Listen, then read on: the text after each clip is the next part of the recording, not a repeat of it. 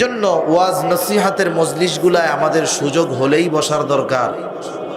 কারণ মানুষের জীবন পরিবর্তনের জন্য হাজার ওয়াজের দরকার নাই। একটা কথা, একটা ওয়াজ, একটা নসিহাত মানুষের জীবনের গতিপথ পাল্টিয়ে দিতে পারে, ঠিক কিনা? একটা ঘটনা শোনাই আপনাদের আলোচনার শুরুতে। আব্দুল্লাহ ইবনে মুবারক রহমাতুল্লাহি আলাইহির ব্যাপারে ঘটনাটা বর্ণিত আছে। প্রাথমিক জামানায় উনি যখন যুবক ছিলেন, যৌবনের প্রারম্ভে উনি একটা মেয়েকে দেখার পরে ওনার পছন্দ হয়ে গেছে। জগৎ বিখ্যাত মুহাদ্দিস আব্দুল্লাহ ইবনে মুবারক রহমাতুল্লাহি আলাইহি যৌবনের প্রারম্ভে, তখন তিনি অত বড় আলেম না, মেয়েকে দেখার পরে ওনার পছন্দ হয়েছে। তখন তো আর প্রযুক্তির জামানা নাই যে ফেসবুকের মাধ্যমে বা বিভিন্ন পদ্ধতিতে তার খোঁজ খবর নিবে। উনি ওই মেয়েটার পিছনে পিছনে চলা শুরু করছেন, পেছনে পেছনে চলতেছে। মেয়েটা যখন বুঝতে পারছে যে সে আমাকে অনুসরণ করতেছে, তার মানে আমাকে মনে হয় তার ভালো লেগে গেছে। সাথে হয়তো কেউ ছিল, মেয়েটা বলছে যে তুমি অমুক দিন ওই জায়গায় আসবা, তোমার সাথে আমি দেখা করব, কথা হবে। আব্দুল্লাহ ইবনে মুবারক যেই দিন বিকালে যেই জায়গায় দেখা করার কথা, বিকাল না, উনি দুপুরে গিয়েই হাজির। দুপুরে গিয়ে বসে আছে যে আজকে তার সাথে দেখা হবে, কথা হবে, আমি আমার মনের কথা বলবো, তার কথা শুনবো। আব্দুল্লাহ ইবনে মুবারক অপেক্ষা করতেছে কখন আসবে আর কথা বলবে, আত্মার প্রশান্তি লাভ করবে। কিন্তু দেখা গেল দুপুর গড়িয়ে বিকাল, বিকাল গড়িয়ে সন্ধ্যা, আসার নামে খবর নাই। কিন্তু আব্দুল্লাহ ইবনে মুবারক একটা মোহর মধ্যে পড়ে গেছে, একটা ঘোরের মধ্যে পড়ে গেছে। অপেক্ষা করতেছে আর নিজেকে নিজে বলে, দেখি আর একটু সময় অপেক্ষা করি, আসে কিনা, আসে কিনা, একটু অপেক্ষা করি। করতে করতে কোন সময় রাতের আধার কেটে দিনের আলো ফুটে উঠছে, আব্দুল্লাহ ইবনে মুবারক নিজেও বুঝতে পারে না। এখন যদি আপনি আমাকে প্রশ্ন করেন, হুজুর এটা কিভাবে সম্ভব, আমি তাহলে আপনার প্রশ্নের জবাবে বলবো অবশ্যই সম্ভব। এখনকার আমাদের কলিজার টুকরা তরুণ প্রজন্ম, যুব সম্প্রদায়, যুব সমাজ, আপনি তাকে একটা ভালো মোবাইল দিবেন, একেবারে ডিসকানেক্ট হয় না এরকম একটা ওয়াইফাই দিবেন, লাইন দিবেন, ইন্টারনেটে ঢুকায়া দিবেন। সে যখন ফেসবুক, ইউটিউব, টুইটারের জামানায় জগতে ঢুকে যাবে, ঘন্টার পর ঘন্টা কখন পার হয়ে যায় আমাদের কলিজার টুকরা অনেক যুবক অনেক সময় টেরও পায় না। আমরা তো মাঝে মধ্যে খবরে এমনও দেখেছি, একটানা 48 ঘন্টা 50 ঘন্টা টানা পাবজি খেলতেছে। কোন জগতে চলে গেছে যে সময় পার হয়ে যায় তার কোনো খবর নাই। আব্দুল্লাহ ইবনে মুবারকের অবস্থা এরকম। যুবক মানুষ, যৌবনের প্রারম্ভে যখন সে ওই মহিলার জন্য, মেয়েটার জন্য অপেক্ষা করতে করতে রাত কাটিয়ে দিল, দিনের আলো ফুটে উঠলো, তখনও দাঁড়ায় আছে। আব্দুল্লাহ ইবনে মুবারকের এলাকার একজন সকালবেলা ওই জায়গা দিয়ে হেঁটে যায়। আব্দুল্লাহ ইবনে মুবারককে দেখে বলে, ও আব্দুল্লাহ ইবনে মুবারক, সাজ সকালে তুমি এখানে কি করতেছ? ওই লোকটার কথায় আব্দুল্লাহ ইবনে মুবারকের কেমন জানি হুঁশ ফিরে আসলো। আব্দুল্লাহ ইবনে মুবারক বলে, ও ভাই, আমি তো সকালবেলা আসি নাই, আমি গতদিন দুপুর থেকে একজনের জন্য এখানে অপেক্ষা করতেছি, কিন্তু সে আসলো না, সে আমাকে ধোঁকা দিল। বলেন তো, আপনি যদি এরকম কোন মানুষকে পান কি বলবেন? বলবেন লোকটা কত বোকার বোকা। ওই লোকটাও আব্দুল্লাহ ইবনে মুবারককে বলে, ও আব্দুল্লাহ ইবনে মুবারক, দেখো তুমি একটা মানুষের জন্য সারা রাত দাঁড়িয়ে কাটিয়ে দিলে, কিন্তু সে তোমার এই দাঁড়ানোর কোনো মূল্যায়ন করলো না, এই অপেক্ষার কোনো মূল্যায়ন করলো না। এইরকম একটা রাত তুমি যদি আল্লাহর জন্য দাঁড়ায় থাকতা, আল্লাহ তাআলা তোমাকে নিজের বন্ধু বানায় নিত। একটা কথা আব্দুল্লাহ ইবনে মুবারকের কর্ণকুহর দিয়ে হৃদয়ের গহীন কোণে পৌঁছায় গেছে। আব্দুল্লাহ ইবনে মুবারকের জীবনের গতিপথ পাল্টে গেছে, নিজের লাইন পরিবর্তন হয়ে গেছে। আব্দুল্লাহ ইবনে মুবারক আল্লাহর জন্য ইলম অর্জন করেছে। দুনিয়া যতদিন থাকবে, হাদিসের কিতাবগুলো যতদিন থাকবে, আব্দুল্লাহ ইবনে মুবারকের নাম হাদিসের পাতায় পাতায় পাওয়া যাবে। তাহলে মানুষের জীবন পরিবর্তনের জন্য হাজার ওয়াজের দরকার নেই, কিন্তু কোন ওয়াজ কোন নসিহত আমার জীবন পরিবর্তন করবে এটাও আবার কিন্তু আমার জানা নাই। ঠিক কিনা বলে? অনেক সময় দেখেন না, অনেকে বলে যে আল্লাহ তাআলা যদি 2টা রাকাত নামাজ কবুল করে নাজাতের জন্য এটাই যথেষ্ট। অনেকে এই দোহাই দিয়ে নিজে নিজে দাবি করে যে আমার জীবনের বহু নামাজ কবুল হয়ে গেছে, আমার তো নাজাতের ব্যবস্থা হয়ে গেছে, নামাজ আর লাগবে না। এরকম কিছু দুষ্টু লোক আছে। কিন্তু বলেন তো, কোন 2 রাকাত নামাজ আল্লাহ কবুল করবে এটা কি জানা যায় নাকি? সেজন্য আমি আপনি আল্লাহর ব্যাপারে আশা রাখতে হবে, ভয়ও রাখতে হবে। কারণ আরবি একটা প্রবাদ আছে, আল ঈমানু বাইনাল খাউফি ওয়ার রাজা, আশা এবং ভয়ের মাঝে হলো ঈমান।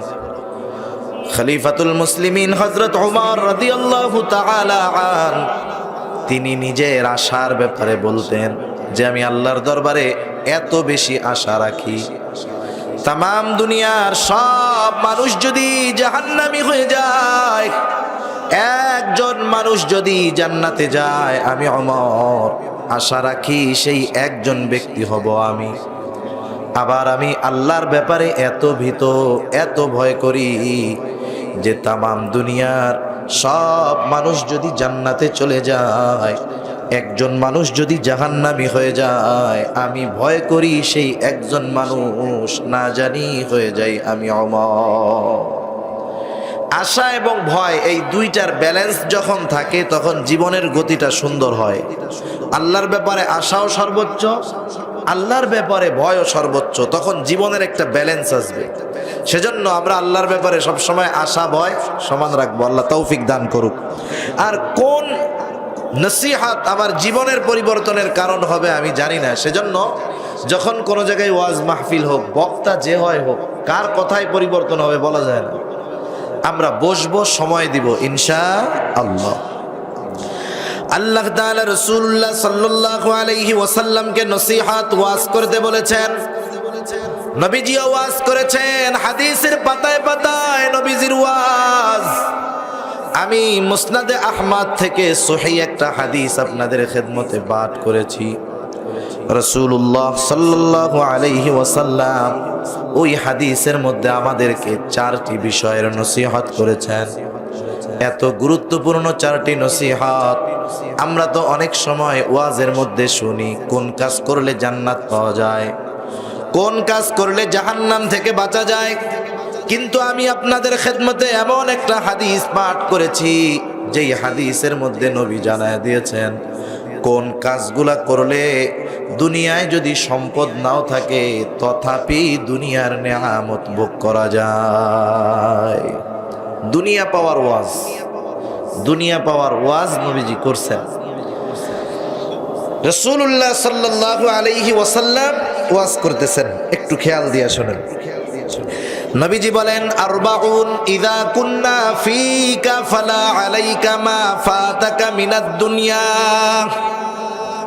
আমরা যদি বৈধ পন্থায় দুনিয়া লাভ করতে চাই, নবীজি বলেন শুনে নাও, আরবাউন 4টি জিনিস। ইযা কুন্না ফীকা ফালা আলাইকা, যখন তোমাদের কারো মধ্যে থাকবে 4টি জিনিস, ফালা আলাইকা তার আর কোনো কিছু নাই এই 4টি জিনিস ছাড়া। রাসূলুল্লাহ সাল্লাল্লাহু আলাইহি ওয়াসাল্লাম বলেন, মা ফাতাকা মিনাদ দুনিয়া, এই 4 জিনিস আছে আর কোনো কিছু নাই, তার কোনো চিন্তা নাই। নবীজি বলেন, মা ফাতাকা মিনাদ দুনিয়া, এই 4 জিনিস থাকার কারণে দুনিয়ার কোনো কিছু তার হাত ছাড়া হবে না। এই 4 গুণ থাকলে দুনিয়ার নেয়ামত ভোগ করাবেন আল্লাহ। এ কথা বলেছেন মুহাম্মাদুর রাসূলুল্লাহ সাল্লাল্লাহু আলাইহি ওয়াসাল্লাম। সন্দেহের অবকাশ আছে? গোটা জিন্দেগিতে একটা মিথ্যা কথা যিনি বলেন নাই। সেই নবী বলতেছেন, শোনো, 1 নাম্বার হিফযু আমানাতিন, আমানাতের হেফাজত। 4 গুণের 1 নাম্বার গুণ আমানাতের হেফাজত। তার মানে নবীজি আমাদেরকে বললেন, ও আমার উম্মত, তোমরা আমানতদার মুমিন হও। কেন আমানতদার মুমিন হব? 1 নাম্বার বিষয়, কারণ মুমিন আমানতদার হবে, এটা মুমিনের ভূষণ। আর আমানতের খেয়ানত করা, এটা হলো প্রকৃত মুনাফিকের আলামত। রাসূলুল্লাহ সাল্লাল্লাহু আলাইহি ওয়াসাল্লাম আমাদেরকে প্রকৃত মুনাফিকের আলামতের কথা জানায় দিয়েছেন। মুনাফিক এটা কাফেরের চাইতে জঘন্য। এজন্য আমাদের মধ্যে যদি মুনাফিকের কোনো ত্রুটি থাকে, এগুলা বের করে তওবা করে আল্লাহর কাছে আমরা ক্ষমা চাবো। মুনাফিকের ব্যাপারে আল্লাহ তাআলা যা বলেছেন, কাফেরের ব্যাপারেও আল্লাহ বলেন নাই। আল্লাহ তাআলা পবিত্র কোরআনুল কারীমের সূরাতুন নিসা 5 নম্বর পারার সর্বশেষ পৃষ্ঠা আল্লাহ তাআলা বলেন, ইন্নাল মুনাফিকিনা ফিদ দারকিল আসফালি মিনান নার ওয়া লান তাজিদ লাহুম নাসীরা। আল্লাহ রাব্বুল আলামিন বলেন, নিশ্চয় মুনাফিকের স্থান হলো জাহান্নামের একেবারে তলদেশে। ওয়ালান তাজিদা লাহুম নাসীরা। আল্লাহ তাআলা বলেন, মুনাফিকের জন্য কোনো সাহায্যকারী নাই। এজন্য নেফাকি যদি থাকে, বাহির করার দরকার আছে না নাই? শুধু মুনাফিকের আলামতগুলো আমাদেরকে জানলে হবে না, আমাদের মধ্যে যদি ওই ত্রুটিগুলা থাকে, সেগুলাও আমাদের থেকে বাহির করতে হবে। কারো শরীরের মধ্যে যদি জীবাণু থাকে, ক্যান্সারের জীবাণু, টেস্ট করার পরে ডাক্তার যদি বলে যে আপনার আঙ্গুলে ক্যান্সারের জীবাণু আছে, আঙ্গুলের 1 ইঞ্চি পরিমাণ ফালায়া দিতে হবে, নাইলে জীবন শেষ। আমরা কি বলবো? ডাক্তার 1 ইঞ্চি না, প্রয়োজনে 2 ইঞ্চি ফালায়া দেন, তাও জানি আমার জীবনটা শেষ না হয়, ঠিক না? মুনাফিকের আলামত যার মধ্যে আছে, ওটা ক্যান্সারের জীবাণুর মতো, ওকে শেষ করে দিবে একটা সময়। সেজন্য নবীজি বলেন, মুনাফিকের আলামত হলো 4টা। 1 নাম্বার, নবীজি বলেন, ইদা হাদ্দাসা কাযাবা। প্রকৃত মুনাফিকের 1 নম্বর আলামত হলো, যখন কথা বলে মিথ্যা কথা বলে। এই মিথ্যা কথা বলার রোগ মুমিনদের মধ্যে আছে না নাই? এটা আমাদেরকে বাদ দিতে হবে, কারণ এটা হলো মুনাফিকের আলামত। ওয়া ইদা ওয়াদা আখলাফা, ওয়াদা খেলাফ করা, এটা মুনাফিকের আলামত। ইদা তুমিনা খানা, আমানতের খেয়ানত করা মুনাফিকের আলামত। ওয়া ইদা তাখাসামা ফাজারা, মুনাফিকের আরেকটা আলামত হলো, যখন মুনাফিকের কারো সাথে তর্ক বিতর্ক হয়, মুনাফিক তখন যৌক্তিক শালীন কথা বলে না, বরং বকাঝকা দেয়, খারাপ কথা কয়। দেখেন না, আমাদের সমাজে এখন কিছু মানুষ আছে, কথাবার্তার শুরুতেই বকাঝকা দেয়, ঠিক কিনা? ও মনে করে যে আমি খুব পাওয়ারফুল, হ্যাডামওয়ালা, আর আমার নবী বলেন তোর মধ্যে মুনাফিকের জীবাণু আছে, ঠিক কিনা বলেন? এই জীবাণু ওকে আজ অথবা কাল শেষ করে দিবে। সর্বশেষ পরিণতি কি হতে পারে? ঈমানবিহীন মৃত্যু, অনন্তকালের জাহান্নাম, ঠিক কিনা বলেন? এজন্য মুনাফিকের আলামত যদি আমাদের মধ্যে থাকে, বাহির করতে হবে। মুনাফিকের আলামতগুলোর মধ্যে অন্যতম আলামত হলো আমানতের খেয়ানত করা। এটা মুনাফিকের স্বভাব, আর আমানতের হেফাজত করা এটা মুমিনের স্বভাব। 2 নাম্বার, কেন মুমিন আমানতের হেফাজত করবে? কারণ রাসূলুল্লাহ সাল্লাল্লাহু আলাইহি ওয়াসাল্লাম বলেন, লা ঈমানা লিমান লা আমানাতা লা। নবীজি বলেন, যার মধ্যে আমানতদারিতা নাই, তার ঈমান নাই। একটু চিন্তা করে দেখেন, নবীজি স্পষ্ট কথা, যার মধ্যে আমানতদারিতা নাই, তার ঈমান নাই, সোজা কথা। তাহলে আমাদের মধ্যে যদি আমানতদারিতা না থাকে, সারা জিন্দেগির আমল কি লাভ হলো? একটা মানুষের আমলের অভাব নাই, কিন্তু তার ঈমান নাই, বলেন তো এই আমলের কোনো দাম আছে? সেজন্য আমাদের ঈমানকে পরিপূর্ণ করতে হবে। ঈমান পরিপূর্ণ করার জন্য যেই বিষয়গুলো দরকার এর মধ্যে অন্যতম একটি হলো আমানতের হেফাজত। এইবার আসেন, আমার আপনার নবী কেমন আমানতদার নবী ছিলেন? রাসূল আকরাম সাল্লাল্লাহু আলাইহি ওয়াসাল্লামের জীবনকে যদি আমরা দুইটা ভাগে ভাগ করি, একটা হলো নবুয়তের পূর্ববর্তী জীবন, আর একটা হলো নবুয়ত পরবর্তী জীবন। এমনটা নয় যে আমার আপনার নবী নবুয়তি পাওয়ার পর আখলাকের লাইনে সর্বোচ্চ অবস্থান করেছেন, এমনটা নয়। নবীর চরিত্র নবুয়তির পরে ভালো হয়েছে, এমনটা নয়। বরং আমার আপনার নবী নবুয়তির আগে তার যেমন চরিত্র ছিল, ওই সময় তামাম দুনিয়ার মধ্যে আমার মতো নবীর চরিত্র তখনও কারো ছিল না। এজন্য নবুয়ত প্রাপ্তির বহু বছর আগে কাফেররাই আমার আপনার নবীর উপাধি দিয়েছিলেন আল আমিন, সত্যবাদী, বিশ্বস্ত, আমানতদার। সুবহানাল্লাহ। এই উপাধি আমার আপনার নবীর আগেই ছিল। এরপরে যখন উনি নবুয়ত পেলেন, কাফেরদেরকে যখন আল্লাহর দিকে আহ্বান করলেন, মূর্তি পূজা ত্যাগ করে এক আল্লাহর গোলামির দিকে আহ্বান করলেন, যেই মানুষগুলা নবুয়তি আর নবীকে মহব্বত করতো, ভালোবাসতো, এখন সেই মানুষগুলাই আমার আপনার নবীর বিরোধিতা শুরু করলো।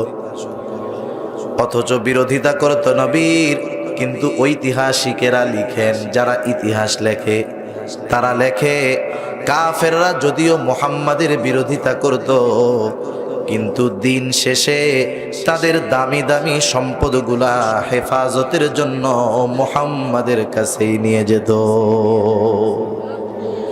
শত্রুর প্রতি কতটা আস্থা ছিল আমার আপনার নবী! কাফেররা নবীকে শত্রু মনে করে, কিন্তু এরপরে ওরা চিন্তা করতো আমরা মুহাম্মাদকে যতই কষ্ট দেই না কেন, মুহাম্মদ সাল্লাল্লাহু আলাইহি ওয়াসাল্লাম এমন আখলাকওয়ালা, আমাদের শত্রু হলেও আমরা তাকে কষ্ট দিলেও সে আমাদের আমানতের খেয়ানত করবে না। সুবহানাল্লাহ। এমন আমানতদার নবী আমার আপনার নবী। অনেক ঘটনা বলা যাবে আমানতের, একটা বলি। রাসূলুল্লাহ সাল্লাল্লাহু আলাইহি ওয়াসাল্লামের চাচা আবু তালেব যখন দুনিয়া থেকে চলে গেল, ওই বছর খাদিজাতুল কুবরা রাদিয়াল্লাহু তাআলা আনহাও দুনিয়া থেকে চলে গেলেন। নবীজির বাহিরে যত সমস্যা ছিল আবু তালেব এই ব্যাপারে সহযোগিতা করতেন, আর বাহিরে যত কষ্ট ক্লেশ হোক না কেন, নবীজি যখন ঘরে ফিরতেন খাদিজাতুল কুবরা রাদিয়াল্লাহু তাআলা আনহার স্পর্শে সারা দিনের ক্লান্তি আমার আপনার নবী ভুলে যেতে। ঘরে সান্ত্বনা দেওয়ার মানুষও চলে গেছে, বাহিরে যিনি সাহায্য করতেন তিনিও চলে গেছে। কাফেররা এবার তাদের সামনের রাস্তা ফাঁকা পাইল, যে এখন তো আবু তালেব নাই, এখন যদি মুহাম্মদকে মাইরা ফেলি কেউ আর বাধা দিবে না।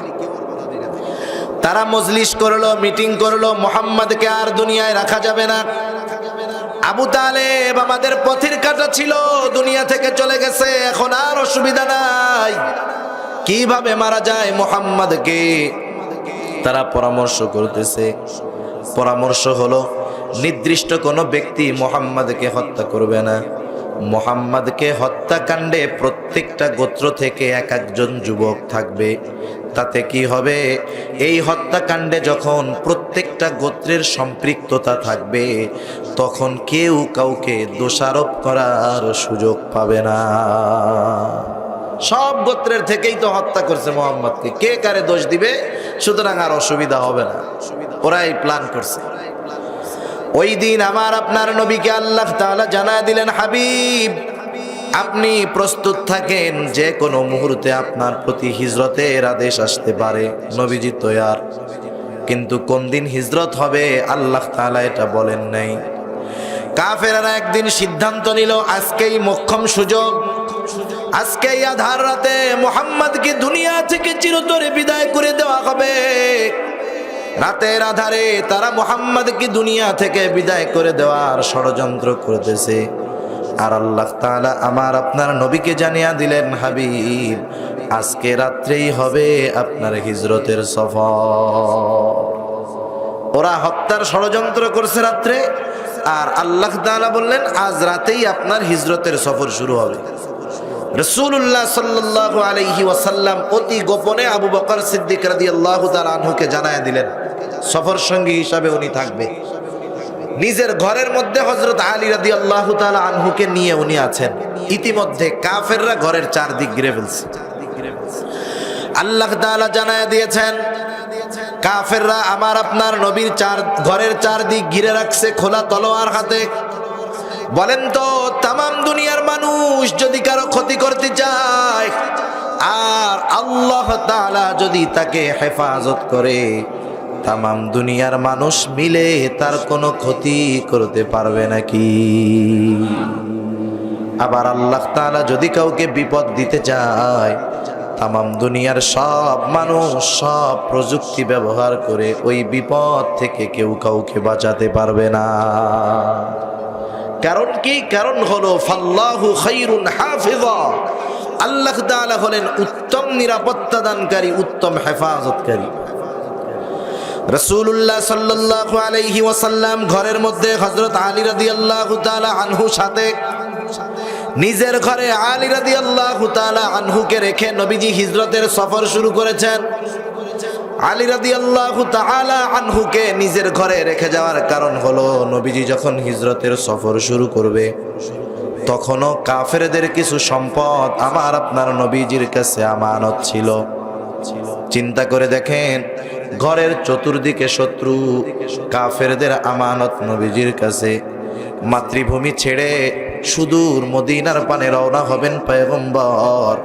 এত চিন্তা এত ভীতির মাঝেও আমার আপনার নবী আমানতের ব্যাপারে কতটা সচেষ্ট। স্বাভাবিক, নিজের জন্য যদি চিন্তা করি আমরা কি করতাম? আমরা চিন্তা করতাম যাদের জন্য এলাকা ছাড়া লাগতেছে, যাদের জুলুম অত্যাচারে আমাকে আমার মাতৃভূমি ত্যাগ করা লাগতেছে, ওদের সম্পদ কিসের ফেরত দেওয়া দেই, যা আছে ওইগুলাও নিব, আরো যদি কিছু পারি গাঠি বুসকা বাইন্দা এরপরে আমি এলাকা ছাড়বো। ঠিক কিনা বলে? অথচ আল্লাহর নবী ওই বিপদের মুহূর্তে, কঠিন মুহূর্তে কাফেরদের আমানতের ব্যাপারে কতটা সচেষ্ট এবং সতর্ক। আমরা সেই নবীর উম্মত, কিন্তু আমাদের আমানতদারিতার অবস্থা কি আল্লাহই ভালো জানে। ঠিক কিনা বলে? সেজন্য আমাদেরকে আমানতদার হতে হবে। কিন্তু আমি যদি না জানি আমানত কি জিনিস, কোথায় কোথায় আমানত, আমি কেমনে আমানতদার হব? সেজন্য কোন জায়গায় আমানত আছে, কোথায় আমানতের হেফাজত করতে হবে আমাদের জানার দরকার আছে না নাই? কষ্ট হবে না তো আপনাদের? একটু খেয়াল দিয়ে শুনেন, ইনশাল্লাহ কাজে লাগবে। এক নম্বর বিষয় হলো আমরা মনে করি যে আমানত মনে হয় শুধু সম্পদের মধ্যে। আমার কাছে একজন টাকা পয়সা দিল, আমি এই টাকা পয়সা যথাসময়ে তার মালিককে ফিরাইয়া দিলাম, আমি মনে করি আমি বড় আমানতদার। মানুষও মনে করে লোকটা বড় আমানতদার। এতটুকুর মধ্যে আমরা আমানতদারিতাকে সীমাবদ্ধ করে ফেলছি। কিন্তু আমানতদারিতা এত সংক্ষিপ্ত বিষয় নয়, ব্যাপক এক জিনিস, যেগুলো আমার মনে আসে আমি কয়েকটা এর মধ্যে থেকে বলবো, এরপর ইনশাল্লাহ সামনে যাব। তাহলে আমানত এক নম্বরে হয় সম্পদের মধ্যে। কিসের মধ্যে হয়? সম্পদের মধ্যে। কেউ যদি আমার কাছে কোনো সম্পদ আমানত রাখে, আমার দায়িত্ব হলো যথা সময়ে এই আমানতের সম্পদ তার মালিকের কাছে ফিরিয়ে দেওয়া। অনেক সময় এমন হয়, অনেক ছোট বাচ্চা আছে, ইয়াতিম নাবালক, তার বাবা মা সব মারা গেছে, আমার অধীনে তার সম্পদ আছে, সে আমার অধীনে আছে। আমার দায়িত্ব হলো এই ইয়াতিমের সম্পদগুলা যথাযথভাবে রক্ষণাবেক্ষণ করে যথাসময়ে ইয়াতিম যখন বড় হবে, বুঝবে, তার সম্পদ তাকে ফিরিয়ে দেওয়া। অনেক সময় এমন হয় অনেকের সম্পদ আমার কাছে আছে কিন্তু তার মনে নাই। আমার দায়িত্ব হলো তার মনে থাকে না থাকুক, মনে না থাকে না থাকুক, অসুবিধা নাই। আমার দায়িত্ব হলো নিজ দায়িত্বে সম্পদটা তার কাছে ফিরিয়ে দেওয়া। এ আদেশ আল্লাহ তাআলার। পবিত্র কোরআনুল কারীমের সূরাতুন নিসা ৫৮ নম্বর আয়াত, আল্লাহ রাব্বুল আলামিন বলেন, ইন্নাল্লাহা ইয়া'মুরুকুম আন তুআদ্দুল আমানাতি ইলা আহলিহা। আল্লাহ রাব্বুল আলামিন বলেন, নিশ্চয়ই আল্লাহ তাআলা তোমাদেরকে আদেশ করতেছেন, ইন্নাল্লাহা ইয়া'মুরুকুম, কি আদেশ? আন তুআদ্দুল আমানাতি ইলা আহলিহা। আল্লাহর আদেশ হলো তোমরা আমানত তার প্রকৃত হকদারের কাছে ফিরায়া দাও। সেজন্য আমার আপনার অধীনে, আমার আপনার কাছে যদি কারো সম্পদ থাকে, আমানত থাকে, দায়িত্ব হলো যথাসময়ে যথাযথভাবে মূল আমানতের জিনিস তার মালিকের কাছে ফিরায়া দেওয়া। বলেন তো এই আদেশটা কার? আল্লাহর আদেশ মানতে হবে। আমি যদি আল্লাহর আদেশ অমান্য করি অনেকগুলা পাপ হবে। অনেকগুলা পাপের মধ্যে একটা পাপ হলো খেয়ানতকারীদের তালিকায় আমার আপনার নামটা চলে যাবে। সেজন্য 1 নাম্বার সম্পদের মধ্যে আমানত, 2 নাম্বার কথার মধ্যে আমানত। কথা আবার আমানত হয় কেমনে? আমার আপনার নবী বলেন, ইদা হাদ্দাসার রাজুলু সুম্মা ইলতাফাতা ফাহিয়া আমানাতুন। নবীজি বলেন, যখন কোনো মানুষ কথা বলে, সুম্মা ইলতাফাতা, অতঃপর এদিকে সেদিকে তাকায়। একটা মানুষ যখন আমার আপনার কাছে কথা বলতে আসে, কথা বলে আর এদিকে সেদিকে তাকায়, এর কারণ হলো সে চায় না ওই কথা আপনি আমি ব্যতীত অন্য কেউ শুনতে পারো, অন্য কেউ জেনে যাক, অন্য কেউ এই কথা বলাটা দেখুক। এটা সে চায় না, সে চায় কথাটা গোপন যেন থাকে। আল্লাহর নবী বলেন, যখন কোনো মানুষ কথা বলে আর এদিকে সেদিকে তাকায়, ওই লোকটা যেই কথাটা বলে ফাহিয়া আমানাতুন, সেই কথাটা হয়ে যায় আমানত। সুবহানাল্লাহ। কিন্তু আমাদের অভ্যাস কি, আমাদের খাসলাত কি? আমাদের খাসলাত হলো, আমার কাছে যখন কেউ কোনো কথা বলার পরে বলে, হুজুর এটা আপনাকে বললাম, আপনি আর কাউকে বললেন না, আমি এই কথা আর হজম করতে পারি না, আমার পেটের মধ্যে গিয়ে ওই কথাটা কেমন জানি মারামারি শুরু করে দেয়।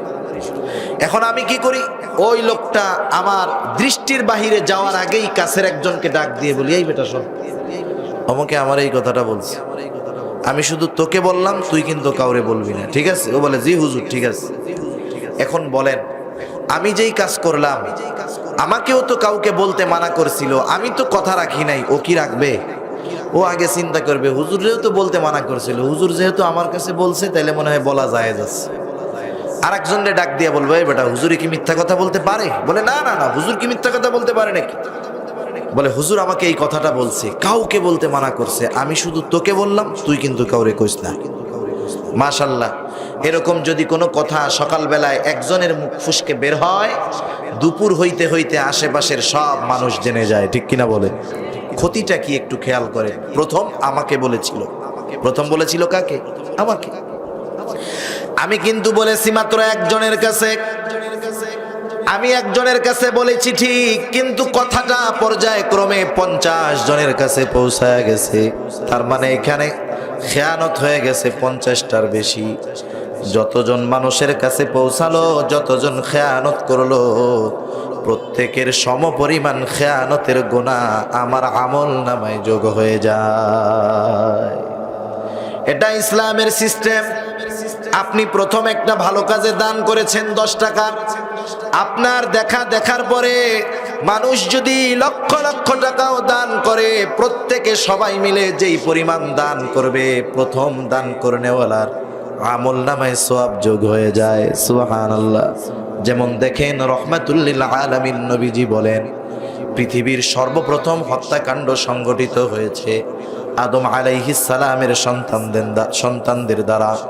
কিয়ামত পর্যন্ত পৃথিবীতে যত হত্যাকাণ্ড সংগঠিত হবে, প্রত্যেকটা হত্যাকাণ্ডের গুনার একটা অংশ আদম আলাইহিস সালামের ওই হত্যাকারী সন্তানের আমল নামায় যোগ হয়ে যাবে।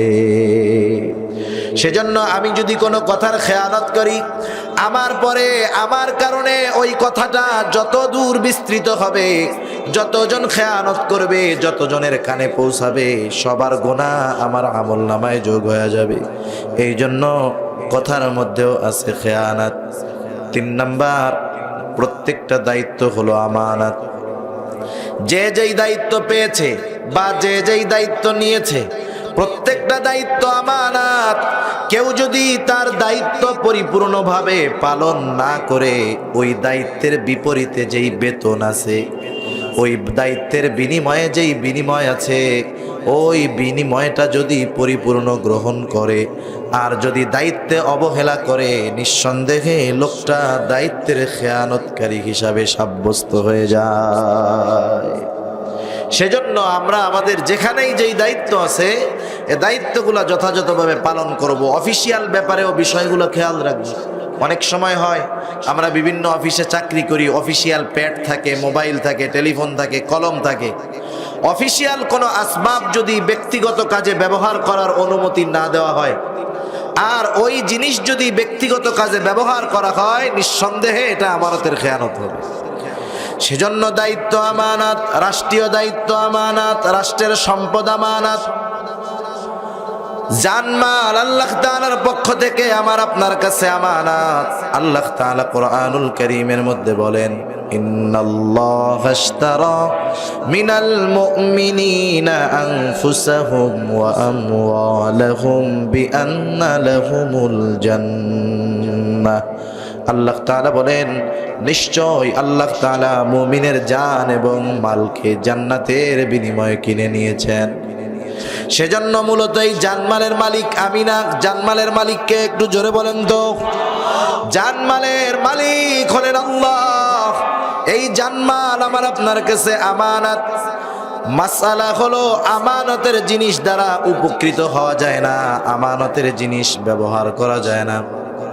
আপনার আমার কাছে কেউ যদি হঠাৎ করে এসে বলে, ভাই এই 500 টাকা আপনার কাছে আমানত রাখেন। আমার পকেটে 500 টাকা, আমি সামনে দেখলাম অনেক সুন্দর মাছ। আমি যদি চিন্তা করি ওই ব্যক্তি যেই টাকাটা আমানত রাখলো, এই টাকাটা দিয়ে আমি মাছ কিনে নিয়ে যাই, বাড়ি থেকে অন্য 500 টাকা তাকে দিয়ে দিব, আমার এই চিন্তা ভুল, আমার এই কর্ম ভুল। কারণ সে যেই টাকাটা আমার কাছে আমানত রেখেছে, হুবহু সেই টাকাটাই আমাকে সংরক্ষণ করতে হবে। আমি কি যদি ছিঁড়া টাকা দিয়ে থাকি, ওই ছেঁড়াটাই সংরক্ষণ করতে হবে। নতুন দিলেও নতুনটাই রাখতে হবে। একেবারে হুবহু যেটা দিচ্ছি সেটাই রাখতে হবে। ব্যবহার করতে পারবো না, পরিবর্তন করেও দিতে পারবো না। এই জানমাল আমার আপনার কাছে আমানত, ব্যবহার করার অনুমতি নাই আমানত হিসাবে। কিন্তু আল্লাহ দয়াময়, আল্লাহ তাআলা আমাকে আপনাকে এই জানমাল ব্যবহারের অনুমতি দিয়েছেন, তবে নির্দিষ্ট গণ্ডির ভিতর।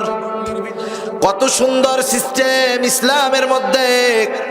নবীজি বলেন অপচয় করা যাবে না। অপচয়বিহীন কেউ যদি পরিবারের জন্য ব্যয় করে, নবীজি বলেন সেটা সাদকা। সুবহানাল্লাহ বলে আপনি পরিশ্রম করে আপনার স্ত্রী, সন্তান, মা বাবাকে ভালো খাওয়ান।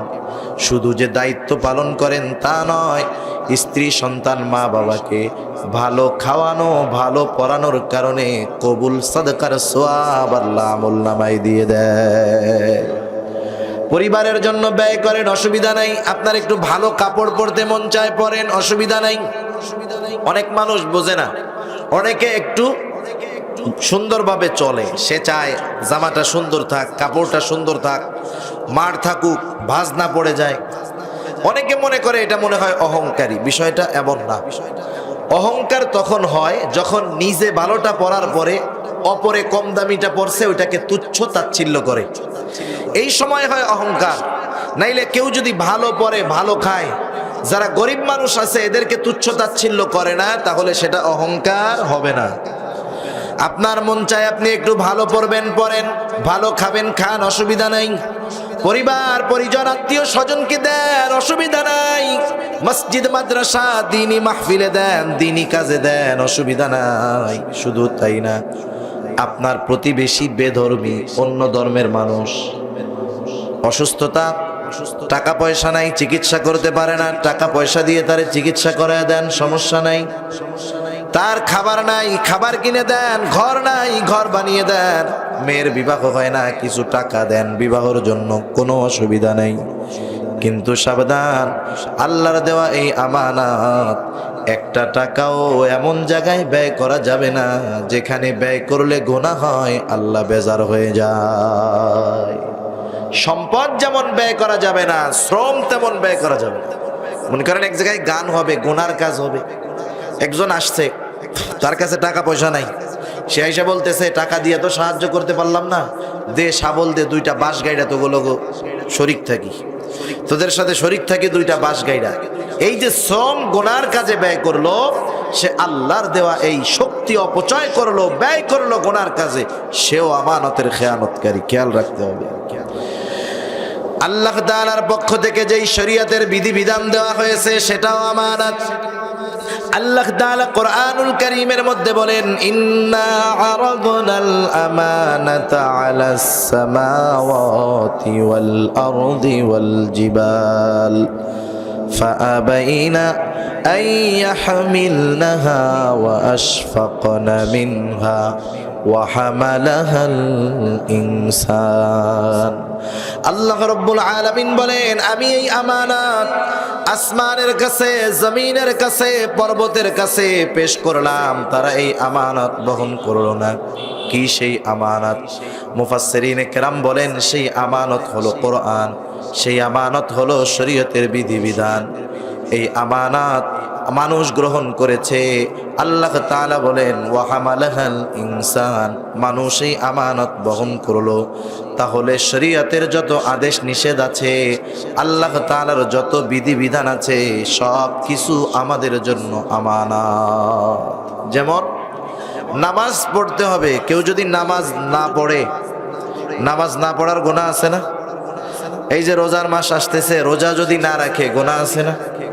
নামাজ পড়তে হবে, রোজা রাখতে হবে, আদেশটা কার? আল্লাহ তাআলার। এখন কেউ যদি নামাজ না পড়ে, রোজা না রাখে, এই কারণে এক গুনাহ। আর আল্লাহর আদেশ ছিল এটা, এই আদেশ ছিল আমানত। আদেশ অমান্য করার দ্বারা আমানতের খেয়ানত হলো, ওর দ্বারা আর এক গুনাহ। আল্লাহ তাআলা নিষেধ করেছেন, হারাম খাবা না, সুদ খাবা না, ঘুষ খাবা না, মদ খাবা না।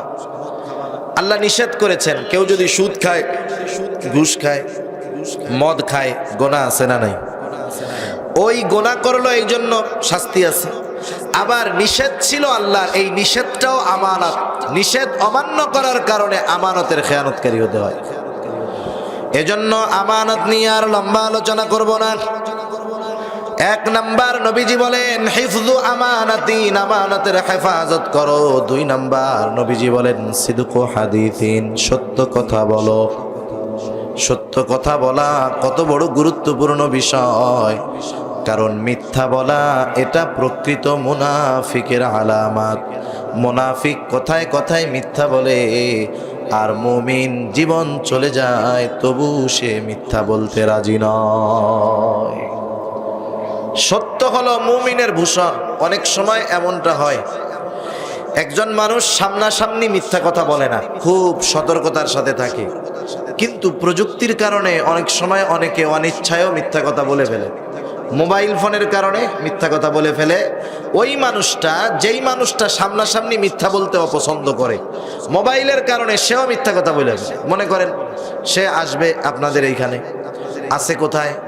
আছে হলো, সে মনে করেন ওই ফেরি পার হইছে, ফেরি পার হওয়ার হলো, আপনি ফোন দিছেন, গোয়ালন্দ বা ওইদিকে আছে, এখনো ওই যে আর একটা মোড় আছে, কি গোয়ালন্দ মোড় না কি বলে, ওইখানে এখনো আসে নাই, রাজবাড়ির মোড়ের পরে।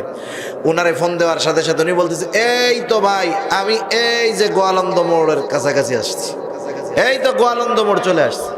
অথচ ফেরিঘাট থেকে রাস্তা আরো প্রায় 12-13 কিলোমিটার, তাই না?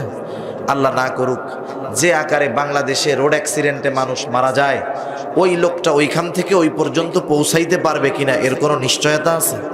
কত মর্মান্তিক ঘটনা আমরা মাঝে মধ্যে দেখি, শুনি, পড়ি। এই যে কয়েকদিন আগে ঢাকা শহরে একজন মহিলা, সে তার স্বামীর জন্য দুপুরে খাবার রেডি করছে। স্বামীকে ফোন দিল, কত দূর আছেন? বলেই তো কাছে চলে আসছি। বলতেছে, আমি আপনার জন্য ভাত নিয়ে টেবিলে বসে আছি। স্বামী বলতেছে, শোনো, তুমি ভাত প্লেটের মধ্যে বেড়ে ফেলো। মহিলা বলতেছে, না, আপনি আসেন, ভাত ঠান্ডা হয়ে যাবে। স্বামী বলতেছে, আমি এতটা কাছে, প্লেটে ভাত বাড়ো, আমি আসতে আসতে ভাতটা গরমই থাকবে। এইবার স্বামীর জন্য অপেক্ষমান স্ত্রী, ভাত ঠান্ডা হয়ে গেছে, তরকারি ঠান্ডা হয়ে গেছে, স্বামীর আসার নামে খবর নাই।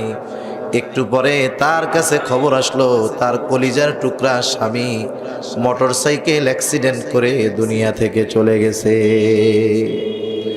অথচ দেখেন কতটা নিশ্চিত, নিজে বলতেছে যে আসো, আস্তে আস্তে ভাত ঠান্ডা হবে না। সেজন্য অত দূর থেকে পৌঁছানোর কোনো নিশ্চয়তা নাই। আল্লাহ না করুন এই কথাটা বলার পর রোড অ্যাক্সিডেন্টে মারা গেল লোকটা, জীবনের শেষ কথাটা হয়ে গেল মিথ্যা কথা। আবার কি হলো? বন্ধুর কাছে বলছে আমি তো এই যে মরে আছি। বন্ধু যখন জানছে যে অ্যাক্সিডেন্ট করে মারা গেছে ফেরিঘাটের কাছে, ও কি বলবে, হায় রে দোস্ত, মরার আগেও মিথ্যা কথা কইয়া বললি, তোর মরার কথা ছিল কই, তুই মরলি কই, ঠিক না? এজন্য মোবাইল ফোনেও আমরা মিথ্যা কথা বলবো না, খুব সতর্ক থাকবো, কারণ মিথ্যা হলো সকল গুনাহের মা। আমরা ছোটদের সাথে মিথ্যা কথা বলি, অনেক সময় ছোটদের সাথেও মিথ্যা বলা যাবে না। মনে করেন অনেক সময় ছোট বাচ্চারা 3-4 বছর বয়স, ওর আমল নামাই তো ওপেন হয় নাই, ওর কোনো গুনাহ লেখা হয় না, ওই 3-4 বছরের বাচ্চা একটা গ্লাস ভেঙে ফেলছে। অনেক সময় আমাদের মা বোনরাও হয়তো শুনতেছেন, মা বোনরা একটু বিরক্ত হয়, রাগ হয়, বাচ্চাদেরকে ওই ধরনের কাজ, গ্লাস প্লেট ভাঙলে একটু পিটানি দিতে চায়, ঠিক না? মার সাথে বাচ্চার একটা সম্পর্ক আছে, মা রাগ হইলে বাচ্চা বুঝতে পারে, ও দৌড় দিয়া দূরে চলে যায়। তখন মহিলা কি বলে, এই এদিকে আসো, কিছু বলবো না। বাচ্চা এবার মার কথা বিশ্বাস করে যখন মায়ের কাছে আসে, মা এবার ধরে বাচ্চাটাকে পিটানি দেয়। বাচ্চা কিন্তু মার কথা বিশ্বাস করেছিল, মা বলছে এদিকে আসো, কিছু বলবো না। 1 দিন 2 দিন 3 দিন যখন কোনো মা কোনো বাবা এমনটা করবে, এরপরে ওই ছোট বাচ্চাটা একদিন বলবে, না তোমার কাছে যাব না, তুমি মিথ্যা কথা বলো, গেলে তুমি আমাকে মারবা। এটা সুদূর প্রসারী একটা ক্ষতি হয়ে গেল। আপনি আমি হয়তো এখন বুঝবো না, সুদূর প্রসারী ক্ষতি হয়ে গেছে। রাসূল আকরাম সাল্লাল্লাহু আলাইহি ওয়াসাল্লাম বলেন, শিশুকালের শিক্ষা হলো পাথরে খোদাই করার মতো। আমরা মাঝে মধ্যে পত্রিকায় দেখি, হাজার হাজার বছর আগের শিলালিপি পাওয়া গেছে, পাথরের মধ্যে বিভিন্ন রকমের লেখা এখনো অক্ষত অবস্থায় পাওয়া যায়। নবীজি বলেন, শিশুকালের শিক্ষাটা হলো এরকম, যখন কোনো ব্যক্তি একটা শিশুর কাছে মিথ্যাবাদী বলে সাব্যস্ত হয়ে যাবে, ওই ব্যক্তি মা হোক আর বাবা হোক, ওই শিশু ওই ব্যক্তিকে মিথ্যাবাদী মনে করেই সে বড় হতে থাকবে। আপনার শিশু, আমার শিশু, ও আমাকে আপনাকে মিথ্যাবাদী মনে করেই বড় হবে। তখন বড় হওয়ার পরে কি মনে করবে, আমার বাপ মা তো মিথ্যাবাদী। সেজন্য খবরদার, বাচ্চাদের সাথে মিথ্যা কথা বলবো না। একদিন রাসূলুল্লাহ সাল্লাল্লাহু আলাইহি ওয়াসাল্লামের কাছে একজন মহিলা এসেছেন, মহিলার সাথে ছোট একটা বাচ্চা। বাচ্চাটা মহিলার হাত ছেড়ে অনেক দূরে চলে গেল। অনেক সময় দেখবেন বাচ্চারা যখন অন্যান্য বাচ্চাদের সাথে খেলায় মত্ত হয়ে যায়, মা বাবা ডাকলেও আসে না। তখন মা বাবা কৌশল অবলম্বন করে, ওই বাচ্চার যদি কোনো খাবার প্রিয় থাকে, সেই খাবারের লোভ তাকে দেওয়া হয়। বলা হয় এদিকে আসো, চকলেট দিব, মামা কিনে দিব, জুস কিনে দিব। তখন ওই বাচ্চা খাবারের লোভে চলে আসে। ওই বাচ্চাটা মহিলার হাত থেকে দূরে চলে গেছে। মহিলা বারবার ডাকে, বাচ্চাটা আসে না। এইবার মহিলা হাতের মুঠ পাকায় বলতেছে, এদিকে আসো, তোমাকে মজা দিব। এইবার বাচ্চাটা কাছে আসলো। মহিলা হাতের মুঠ খুলে বাচ্চার হাতের মধ্যে একটা খেজুরের টুকরা দিয়ে দিল। রহমাতুল্লিল আলামিন নবীজি দৃশ্যগুলো খেয়াল করতেছিলেন। নবীজি এবার ওই মহিলাকে উদ্দেশ্য করে বললেন, ও মহিলা, তুমি যদি ওই বাচ্চার হাতে কিছু না দিতা, অবশ্যই তুমি মিথ্যাবাদী বলে গণ্য হতা। সেজন্য আমরা মিথ্যা কথা বলবো না। আমাদের আগের মানুষ যারা, আমরাও শেষ সময় এই সব নৈতিকতা স্কুল থেকে শিখেছি। এখনকার স্কুলে কি আছে জানি না, যা শুনি আল্লাহ হেফাজত করুক। আমরা ছোটবেলায় একটা গল্প পড়েছি, আমার এখনো মনে আছে, ক্লাস 5-এ মনে হয়। যারা শিক্ষক আছেন অনেক, আপনারা জানবেন। এক রাখালের গল্প ছিল। এক রাখাল একদিন গরু চড়াইতেছে। সে মনে করলো মানুষদের সাথে একটু মজা করবে, গাছের ডালে উঠে বলতেছে, বাঘ বাঘ বাঘ। আশেপাশের সব মানুষজন জড়ো হয়ে গেছে, কোথায় বাঘ, কোথায় বাঘ। বলে, আমি আপনাদের সাথে একটু মজা করলাম, ফান করলাম, প্রাঙ্ক করলাম। এটা হলো এই জামানার ভাষা, প্রাঙ্ক। আমাদের যুবক ভাইরা অনেক সময় দেখেন ফেসবুক মোবাইলের কল্যাণে আসে এই ধরনের প্রাঙ্ক, একজনকে ধোঁকা দেওয়া, ফাঁকিবাজি করা, এ ধরনের কাজ ইসলাম নিঃসন্দেহে হারাম করেছেন, হারাম হারাম। তা যাই হোক, প্রথম দিন মানুষেরা বিরক্ত হয়ে চলে গেল। দ্বিতীয় দিন, কিছুদিন পরে আবার একটু মজা করতে চায়। এবার যখন গাছের উপরে উঠে ডাকছে, বাঘ বাঘ, আশেপাশের মানুষ 2 ভাগে বিভক্ত হয়ে গেছে। কিছু মানুষ বলল, না, ও মিথ্যা কথা বলে, ওর ডাকে যাওয়া যাবে না। আর কিছু মানুষ বলল হতেও পারে, আজকে গিয়ে দেখি।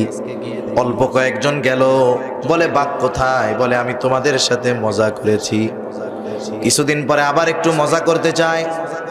এই দিন কিন্তু সত্য সত্য বাঘ এসেছে, গাছের উপরে উঠে গলা ফাটায়া চিৎকার করে ডাকতেছে বাঘ বাঘ বাঘ। কিন্তু একটা লোক তার কথা বিশ্বাস করে আসে নাই, তার পশুর ক্ষতি করে ফেললো। একটা উপদেশ মালা লেখা ছিল, আমি ক্লাস 5-এ পড়েছি, 1900 সম্ভবত 98-97 হবে আমার মনে আছে। লাস্টে লেখা ছিল ডু নট টেল এ লাই, কখনো মিথ্যা কথা বলো না। এখানে হ্যাঁ ইংরেজি গল্প ছিল। তা দেখেন কি শিক্ষণীয় বিষয়। এক নম্বরে মিথ্যা বলবো না, এই শিক্ষা তো পাইলাম। দ্বিতীয় কি শিক্ষা পেলাম? যে একটা মিথ্যাবাদী যখন মিথ্যা বলতে বলতে পপুলার হয়ে যায়, ওর সত্য কথাও মানুষ বিশ্বাস করে না, ঠিক কিনা বলেন? এজন্য যারা মিথ্যা বলে, জীবনের একটা সময় আসে তার জীবনের চূড়ান্ত এবং বাস্তব সত্যটাকেও মানুষ মিথ্যা মনে করে। সেজন্য মিথ্যা বলবো না। সর্বশেষ কেন মিথ্যা বলবো না? আমি অনেক বলতে পারবো আল্লাহ চাইলে, অত লম্বা করা যাবে না। আর বুঝতেছি আপনাদের কষ্ট হয়ে যাচ্ছে, অল্প সময়। আর কেন মিথ্যা বলবো না? লাস্ট হাদিসের আলোকে মিথ্যা বলবো না, কারণ যারা মিথ্যা বলে এরা জাহান্নামের পথিক, যারা সত্য বলে এরা জান্নাতের পথিক। আল্লাহ রাসূলুল্লাহ সাল্লাল্লাহু আলাইহি ওয়াসাল্লাম, ইন্নাস সিদকা ইয়াহদি ইলাল বির ওয়া ইন্নাল বিররা ইয়াহদি ইলাল জান্নাহ। নবীজি বলেন, নিশ্চয় সত্য মানুষকে কল্যাণের পথ দেখায়, আর কল্যাণ মানুষকে জান্নাতের পথ দেখায়। ওয়া ইন্নাল কিযবা ইয়াহদি ইলাশ শার, নিশ্চয়ই সত্য মানুষকে অকল্যাণ মন্দের পথ দেখায়। ওয়া ইন্নাশ শাররা ইয়াহদি ইলান নার, আর অকল্যাণ মানুষকে জাহান্নামের পথ দেখায়। 2 নম্বরে নবীজি বললেন সত্যবাদী হও। 3 নম্বর নবীজি বলেন ওয়া হুসনু খলিকাতিন, উত্তম চরিত্রের অধিকারী হও। আমরা আমাদের নিজেদেরকে উত্তম চরিত্রওয়ালা বানাতে চাই। রাসূলুল্লাহ সাল্লাল্লাহু আলাইহি ওয়াসাল্লাম কেমন উত্তম আখলাকওয়ালা, ওনার আখলাকের আলোচনা যদি কোনো বিজ্ঞ মানুষ করতে পারেন, রাতের পর রাত শেষ হয়ে যাবে, নবীজির আখলাকের আলোচনা শেষ হবে না।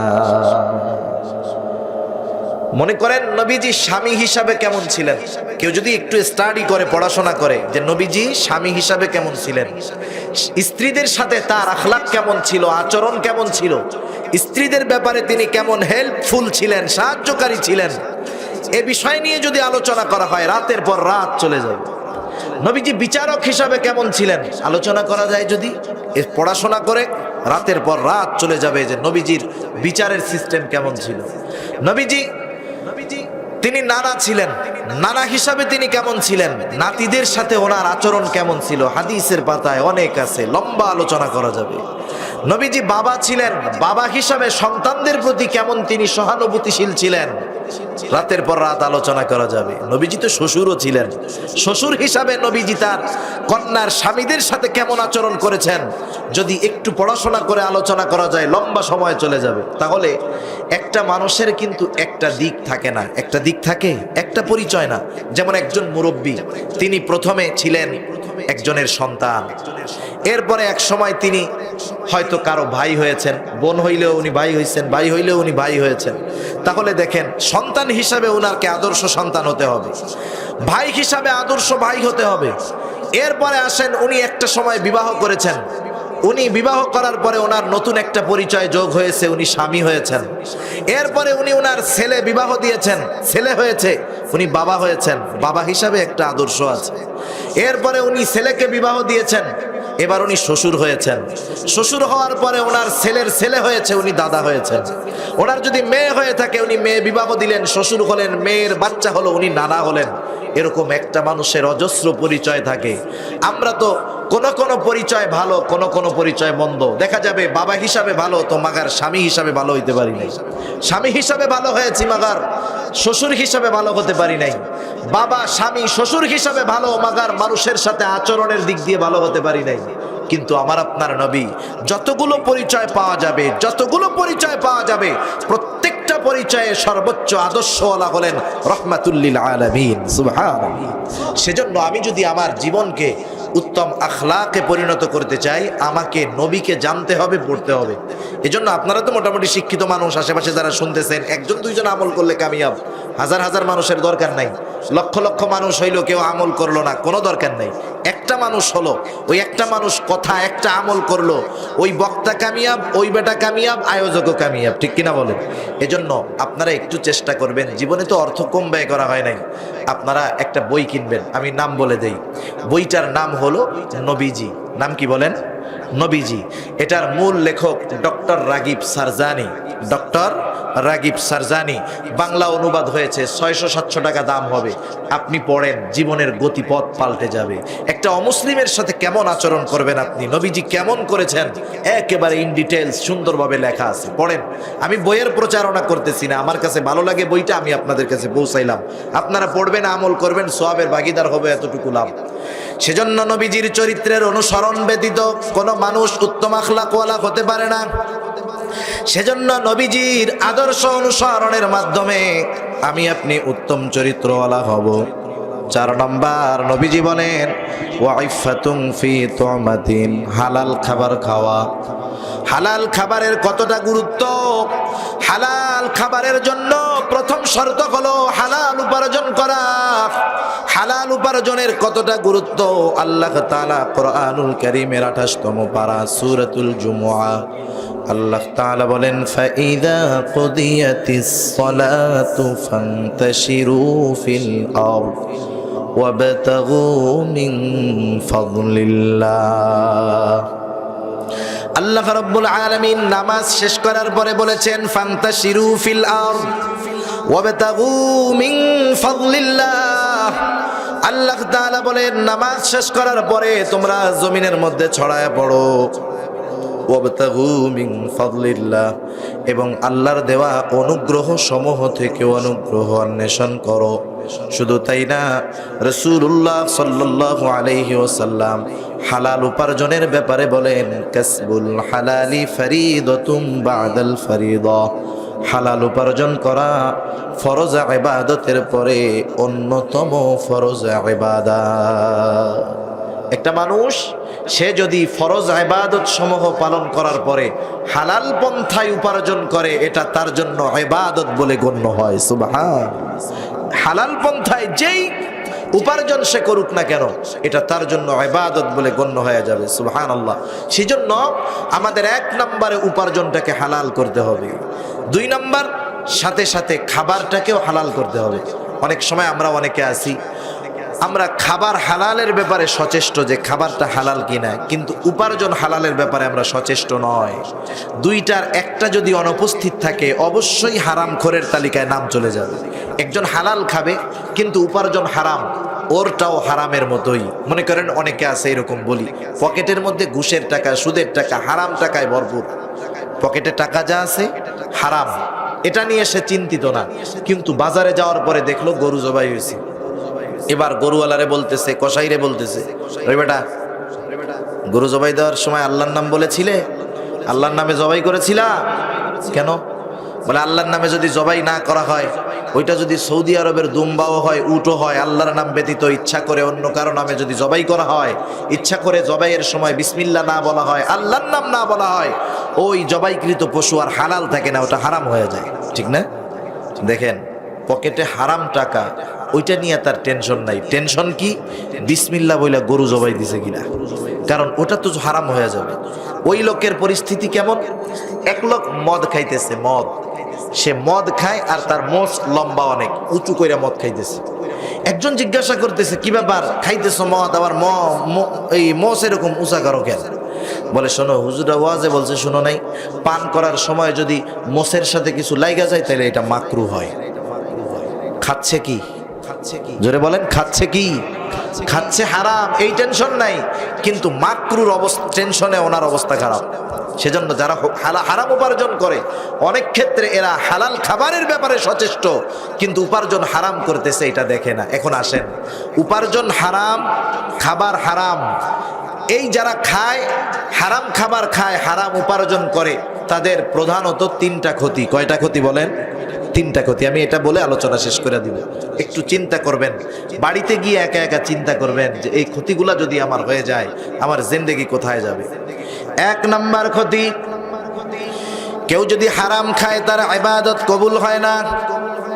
আল্লাহ তাআলা কোরআনুল কারীমের মধ্যে বলেন, ইয়া আইয়ুহার রাসূলু কুলু মিনাত তাইয়্যিবাতি ওয়া'মালু সালিহা।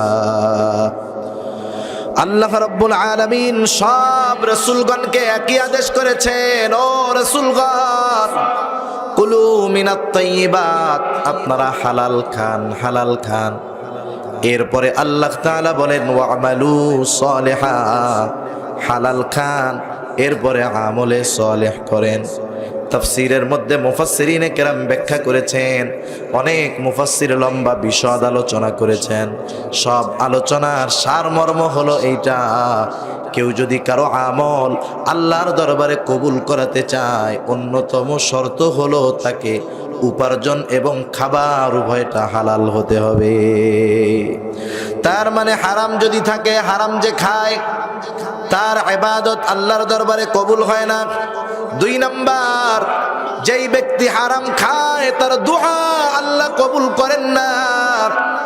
এক ব্যক্তি বায়তুল্লাহর পাশে ইহরামের কাপড় পরে আল্লাহর দরবারে দোয়া করতেছে, তার দোয়ার অবস্থাটা এমন ছিল, একদল সাহাবা তার দোয়াগুলা দেখা মনে করতেছে এই ব্যক্তির দোয়া আল্লাহ ফিরায় দিতে পারেন না, তার দোয়ার অবস্থা এমন ছিল। যাই হোক, সাহাবায়ে কেরাম ওই ব্যক্তিকে দেখলেন, কিন্তু ব্যক্তির বাস্তব অবস্থা তো তারা জানে না। সব সময় সব কিছু বোঝা যায় না, মানুষের বাস্তব অবস্থা মানুষ বুঝতে পারে না। অনেক সময় মানুষ যা দেখে তার অন্তরালেও অনেক কিছু থেকে যায়, ঠিক না? অনেক সময় অনেক কিছু আমরা দেখি না। আমার একটা গল্প মনে পড়ছে, না বললে হচ্ছে না। বাংলাদেশে একজন সিনেমা করে, ওনার নাম হলো শাকিব খান। আছেন একজন তো প্লেয়ার আছে, আর একজন আছে শাকিব খান। উনি এতটা ফেমাস ছিলেন না তো এক সময় উনি হজে গেছেন, আর ওই হজের কাফেলার মুআল্লিম জিম্মাদার ছিলেন আমার এক উস্তাদ। যাই হোক, সবার ব্যাপারে আলোচনা হয়েছে, উনি জানতে পারছেন উনি বাংলা সিনেমার একজন নায়ক। ওনাকে তখন কেউ তেমন চিনে না। উনি প্রথমবার হজে গেছেন।